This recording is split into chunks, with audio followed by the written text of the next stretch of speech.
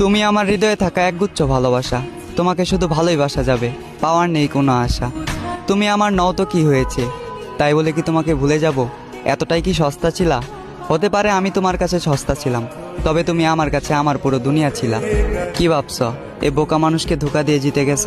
বোকা, তুমি এমন একটা মানুষকে হারিয়েছ যে কিনা তোমাকে দূর থেকেই ভালোবেসেছে। তুমি এমন একটা মানুষকে হারিয়েছ যে কিনা তোমাকে 10 জনের থেকে আড়াল করতে চেয়েছে।